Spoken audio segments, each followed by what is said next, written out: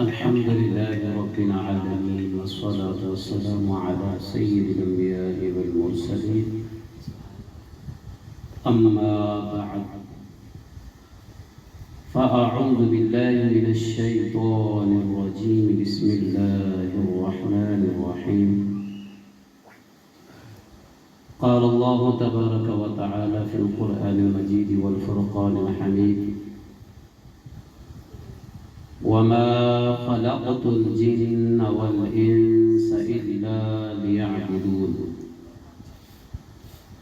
وقال الله تعالى في شان حبيبه إن الله وملائكته يصلون على النبي يا أيها الذين آمنوا صلوا عليه وسلموا تسليما محبت سے بلند نواز بلند پاک پڑھیے الصلاة والسلام علیکہ یا سیدی یا رسول اللہ الصلاة والسلام علیکہ یا سیدی یا حبیب اللہ الصلاة والسلام علیکہ یا سیدی یا نبی اللہ وعلا آلکہ واصحابکہ یا سیدی یا نور اللہ۔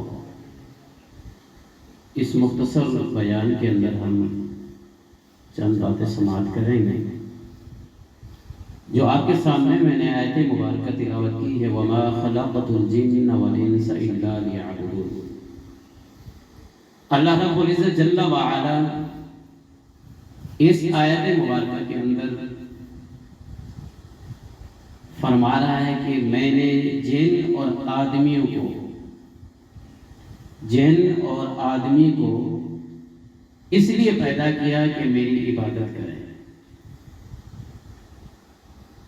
اب ایک بڑے بہت مفسر امام مجاہد رحمۃ اللہ تعالی علیہ اس آیت کریمہ کی تفسیر بیان کرتے ہیں، کہتے ہیں عبادت سے مراد اللہ کی معرفت، اللہ کی پہچان مراد ہے، اور جس کو اللہ کی معرفت مل جائے، اللہ کی پہچان مل جائے، اس کو ایک بہت بڑا مقام اور بہت بلند رتبہ مل جاتا ہے۔ اب وہ معرفت ہے کیا، کیسے ملتی ہے؟ پہلے تو یہ سمجھے کہ اللہ کی معرفت ایک اہم فریضہ اور ہمارے لیے ضروری ہے۔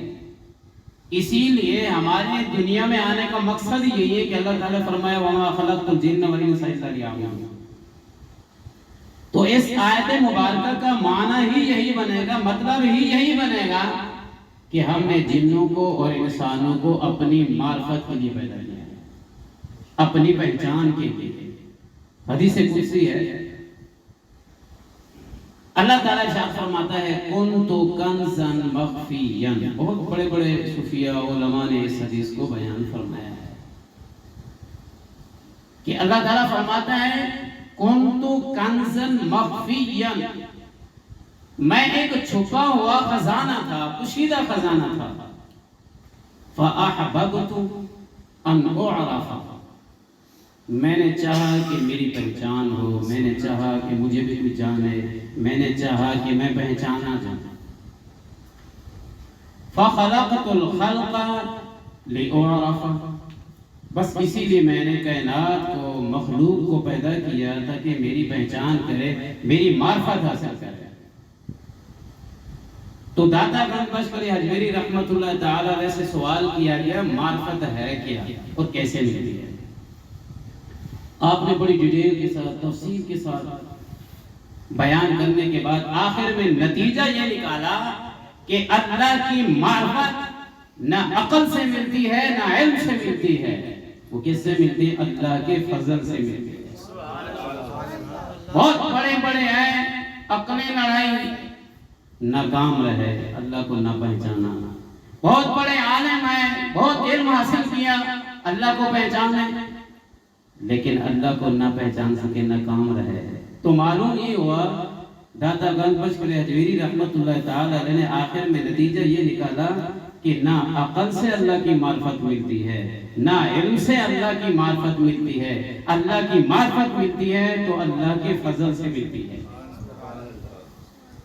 تو یہ بھی ایک سبب بنتا ہے، ایک ذریعہ بنتا ہے، جسے اللہ تعالیٰ کچھ مقام دینا چاہتا ہے نا، کچھ اسباب پیدا فرماتا ہے. جیسے ہمارے حضور غوث پاک رضی اللہ تعالی عنہ، یہ وہ ہستی ہیں، یہ وہ بزرگ ہیں، یہ وہ عالم ہیں، یہ وہ مفتی ہیں، یہ وہ پیر ہیں، پیران پیر ہیں، روشن ضمیر ہیں، غوث الثقلین کہا جاتا ہے. آج تک میں سنتے تو آئے لیکن شاید کسی کو پتا غوث الثقلین کا کیا مطلب ہے. جنوں اور انسانوں کی مدد کرنے والے. انسان کی تو مدد کرتے ہی کرتے ہیں، غوث الثقلین. اللہ اکبر. تو اب ان کی تعریف کرنا، ان کی کرامات کو بیان کرنا ہمارے بس کی بات نہیں. کیوں؟ اس لیے کہ جتنی بھی سلاسل ہیں، چاہے وہ نقشبندی ہے، چاہے وہ چشتی ہے، چاہے وہ سہروردی ہے، چاہے وہ رفاعی ہیں، چاہے وہ شاذلی ہیں، سارے کے سارے سلاسل نے حضور غوث پاک سے فیض لیا ہے، سب نے.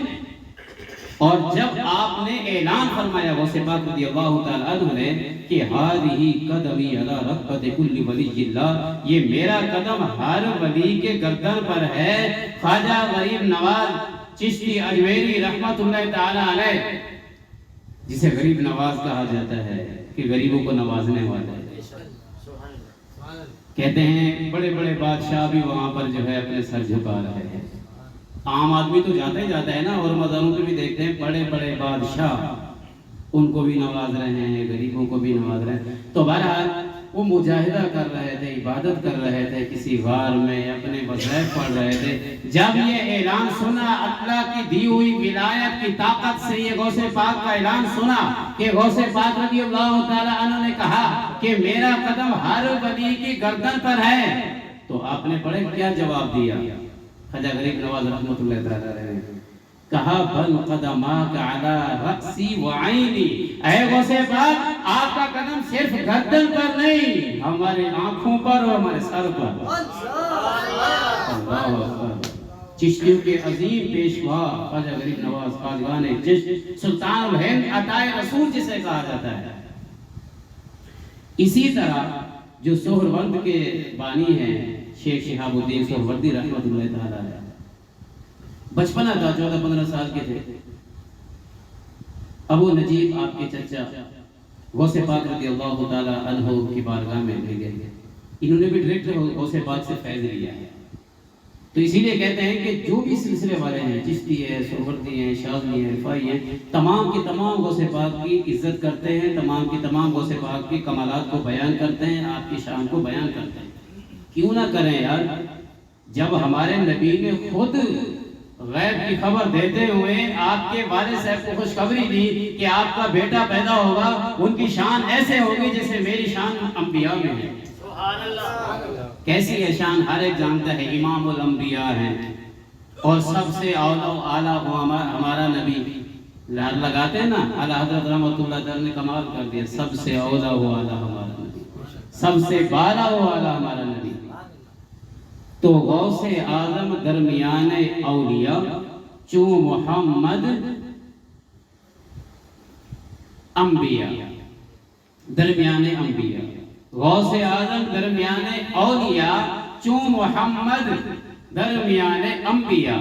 اس کا مطلب یہ ہے کہ غوث پاک رضی اللہ تعالی عنہ اولیاء کے درمیان ایسے ہیں جیسے ہمارے نبی پاک علیہ الصلوۃ والسلام انبیاء کے درمیان. جس طرح ہمارے نبی کی شان انبیاء میں ہے، اسی طرح غوث پاک رضی اللہ تعالی عنہ کی شان اولیاء میں ہے. اللہ اکبر. تو آپ کے چچا لے کر جاتے ہیں، 14-15 سال کی عمر ہے، بچپنا ہے. شیخ شہاب الدین سہروردی رحمت اللہ تعالی علیہ، یہ بھی عظیم ایک بہت بڑا سلسلہ ہے، ان کے پیشوا ہیں، عظیم لیڈر ہیں، رہنما ہیں، قائد ہیں، پیر ہیں، بڑے ہیں. جو سہروردی ہیں تو وہ جانتے ہیں اس بات کو. تو بہرحال لے کر گئے، انہوں نے کہا ان کو فلسفہ پڑھنے کا اور علم پڑھنے کا اور اس طرح کے جو ہے نا روحانیات، اس کا بڑا شوق ہے، کچھ کرم فرمائیں. اور شوق پہلے ہے، اور مزید اگر آپ کرم فرما دیں گے تو اور ترقیاں مل جائیں گی. تو آپ نے کہا قریب ہے، وہ قریب گئے تو سینے پہ ہاتھ پھیرا یا نگاہ ڈالی. جو پڑھا ہوا تھا، جو علم حاصل کیا ہوا تھا، وہ صاف ہو گیا، خالی ہو گئے، زیرو۔ اب یہ حیران ہے یار، لوگ تو غوث پاک رضی اللہ عنہ کے پاس آتے ہیں، فیض لے کے جاتے ہیں، میرے ساتھ تو عجیب معاملہ ہو گیا، جو تھا وہ بھی گیا۔ تو کہا جاتا ہے نا کہ دکھنے کے لیے نا پہلے کسی چیز کو مٹانا پڑتا ہے، پھر دکھ ختم ہو جاتا ہے۔ وہ جو تھا ایک قطرہ تھا، غوث پاک رضی اللہ تعالی عنہ نے جب سینے سے لگایا تو پھر سمندر کا سمندر دے دیا ہے۔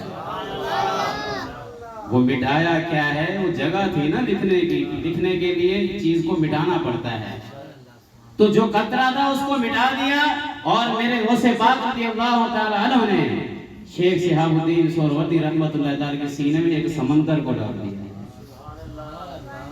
ہم کیا بیان کریں گے؟ بڑے بڑے اور سلطان عارفین حضرت سلطان باؤ رحمۃ اللہ تعالی علیہ، انہوں نے بڑے کمال کے اپنے کہا، میں اپنا تن من دھن، جس طرح ایک درزی اپنے کپڑے یعنی کہ کوئی کپڑے سلانے کے لیے آتا ہے ٹکڑے ٹکڑے کر دیتا ہے، اس طرح اگر ٹکڑے ٹکڑے کر کے اپنے گلے میں ڈالیں اور فقیر بن کر غوث پاک کے در پر جائیں اور روحانیت کی خیرات مانگیں۔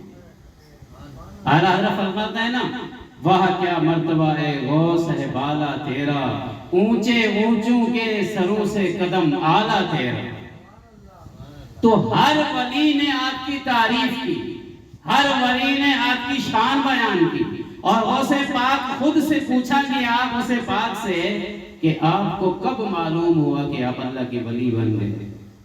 کہتے ہیں میں اس وقت جب پڑھنے جاتا تھا نا تو فرشتے کہتے تھے جگہ دو، اللہ کا ولی آ رہا ہے۔ میں نے تو اپنے آپ کو بچپن سے پہچان لیا۔ اسی لیے ہمارے غوث پاک رضی اللہ تعالیٰ عنہ ماں کی پیٹ سے پیدا ہوتے ہی مادرزاد ولی اسے کہتے ہیں، یعنی پیدا ہوتے ہی اللہ نے ولایت کا تاج آپ کے سر پر سجا دیا ہے۔ تو ہماری خوش نصیبی ہے کہ آج ہم جامع شریف کی مختصر محفل کے اندر یہاں پر آئے ہیں، اس سے روحانیت ملتی ہے۔ لیکن ایک بات ضرور ہے، آج کل آپ نے سنا ہوگا اور دیکھا ہوگا، جس کے ساتھ بھی عالم لگتا ہے، مفتی لگتا ہے، تو اس کا مطلب وہ کسی نہ کسی مدرسے میں پڑھاتا ہے، کوئی کتابیں لکھتا ہے، کوئی اکیڈمی کھولی ہوئی ہے، اس طرح کا سلسلہ ہوتا ہے۔ جب کسی کے ساتھ پیر کا لفظ آتا ہے تو کیا ذہن میں آتا ہے؟ استانہ ہوگا، تعویذ دے رہا ہوگا، بیٹھے ہوں گے، اس طرح خیال جاتا ہے نا۔ لیکن ہمارے غوث پاک کیسے پیر تھے؟ اللہ اکبر! انہوں نے مدرسے چلائے، کتابیں لکھی، علماء بنائے، مدرسے بنائے، اور بہت بڑے علامہ مفتی تھے، مفتیوں کے بھی بڑے مفتی، اساتذہ جسے کہا جاتا ہے، اور پھر ساتھ ساتھ پیر بھی تھے۔ اور پھر معرفت، جو موضوع ہمارا چل رہا ہے کہ معرفت کیسے ملتی ہے؟ اللہ کے فضل سے۔ اور اللہ کا فضل تو ایسے ہوا کہ اگر مردے کو کہتے ہیں اٹھ جا اللہ کے حکم سے، تو مردہ اٹھ جاتا ہے، مردے کو زندہ کرتے ہیں۔ اور اللہ کی معرفت کے لیے اپنے آپ کو مٹانا پڑتا ہے۔ یہ جو میں ہوتی ہے نا انسان کے اندر، اس کو ختم کرنا پڑتا ہے۔ آج تو ہمارے اندر یعنی اگر طاقت ہے، کوئی طاقتور آدمی تو میرے اندر کہتے طاقت ہے، پیسے والا ہے تو میرے کمال ہے بھی پیسہ، جو میں کما سکتا ہوں، جو میرے پاس ہے کسی کے پاس نہیں۔ یہ چیزیں ختم کرنا، اللہ والوں میں یہ نہیں ہوتا، وہ آتا ہے ادھر سے خرچ ہو رہا ہے۔ غوث پاک رضی اللہ تعالی عنہ حالانکہ بچپن میں جب تعلیم حاصل کی ہے تو بڑے ایسے وقت بھی ہیں کہ پتے کھا کر گزارا کیے، درخت کے پتے کھا کر بھی گزارا کیے، اور 40 سال عشاء کے وضو سے فجر کی نماز پڑھی ہے۔ تو یہ بھی آپ کی کرامات میں سے آتا ہے کہ عبادات میں کتنا آپ کو رغبت تھی۔ آج کل سردیاں ہیں، ویسے راتیں بڑی ہوتی ہیں، پھر بھی ہماری آنکھ نہیں کھلتی۔ صبح فجر کی نماز یا تو پوری جماعتیں نکل جاتی ہیں، یا ایک رکعت نکل جاتی ہے، یا آخر میں بھاگتے وضو کیا اور پتہ نہیں وضو صحیح ہوا یا نہیں ہوا۔ تسلی سے وضو کر کے، حالانکہ وضو کے اتنے فضائل ہیں، نماز تو بعد میں ہے نا، پہلے تو وضو کو دیکھو کہ وضو کی کتنی فضیلتیں ہیں، کہ جو شخص بسم اللہ الرحمن الرحیم اور اس کے بعد پڑھتا ہے بسم اللہ والحمدللہ اور پھر وضو کرتا ہے، جب تک با وضو رہے گا فرشتے نے کیا لکھتے رہیں گے؟ اب تو نماز شروع ہی نہیں کی ابھی تو، اور پھر جب نماز کے لیے کھڑا ہوتا ہے اور اللہ اکبر کرنے سے پہلے گناہوں کی گٹھڑی اس کے سر پر ہوتی ہے، جیسے اللہ اکبر کرتا ہے ساری گناہ کی گٹھڑی گر جاتی ہے، اللہ تعالیٰ اسے گناہوں سے پاک صاف کر دیتا ہے۔ نماز کی بڑی برکت ہے۔ ہمارے غوث پاک رضی اللہ تعالیٰ عنہ نے قرآن کی بھی تلاوت کی ہے، نماز کی بھی پابندی کی ہے، اور جن کے نام پہ آج ہم محفل سجا رہے ہیں اور آج سے نیت کر لیں کہ انشاءاللہ ہم اگر پہلے سستیاں تھی یا کبھی پڑھتے کبھی نہیں پڑھتے، وقت پہ پڑھی نہیں پڑھی، لیکن آج سے نیت کر لیں پابندی کے ساتھ انشاءاللہ 5 وقت نماز پڑھنے کی عادت بنے۔ ہم نعرے لگاتے ہیں، لنگر بانٹتے ہیں، غوث پاک اس سے خوش نہیں ہوں گے۔ اگر آپ نماز پڑھ کر، قرآن پڑھ کر غوث پاک رضی اللہ تعالیٰ کے سر ثواب کے لیے اگر دعا مانگیں گے تو میرے غوث پاک خوش ہو جائیں گے۔ اسی طرح میرے آقا کریم صلی اللہ تعالی وسلم نے بھی یہی کہا کہ نماز میری آنکھوں کی ٹھنڈک ہے۔ تو یہ درس بھی ہمیں ملنا چاہیے۔ ان محافل میں آنے کا مقصد یہ ہے کہ ہماری زندگی بدل جائے، کوئی ایسا جملہ، کوئی ایسی بات، تو امید کرو پھر انشاءاللہ ہم نماز پڑھیں، اپنے بچوں کو بھی پڑھائیں، اپنے بچوں کو بھی راستہ دکھائیں۔ میرے آقا کریم صلی اللہ تعالی وسلم ارشاد فرماتے ہیں 7 سال کا بچہ ہو تو اسے نماز کا حکم دیں، ترغیب دیں، نماز پڑھائیں، اور پھر 10 سال کا ہو جائے تو ہلکی مار مار کر اس کو پڑھائیں۔ بعض تو پہ سمجھانا بھی نہیں آتا نا، ایسی مار دیں گے، ایسی مار، ٹانگ توڑ دی، ہاتھ توڑ دیا، زخمی کر دیا، نماز نہیں پڑھتا۔ حضور نے منع مارنے کا حکم دیا ہے، تو مارنے کا دیے تو کیسے دیا ہے؟ ایک آپ نے ہلکا سا تھپڑ لگا دیا، اندھا پڑھنا ہے بیٹا۔ تو بہرحال اللہ تعالی ہم سب کو اور ہمارے بچوں کو، بچیوں کو جو نماز پڑھنے کے قابل ہیں، سب کو نماز پڑھنے کی توفیق عطا فرمائے، ہمارے گھر والوں کو بھی، اور ہمارے خصوصاً جو محفل کا پروگرام کیا ہمارے امجد بھائی نے، اللہ کریم اس کے گھر میں خیر و برکت عطا فرمائے، اور ان کو اور ان کے اہلیہ اور ان کے گھر والوں جو بھی ہیں رہتے ہیں گھر میں، تمام کو اتفاق، اتحاد، محبت کے ساتھ رہنے، اور سب کو پکا سچا نمازی اور سچا پکا عاشق رسول بنائے۔ آمین بجاہ النبی الامین صلی اللہ علیہ وسلم۔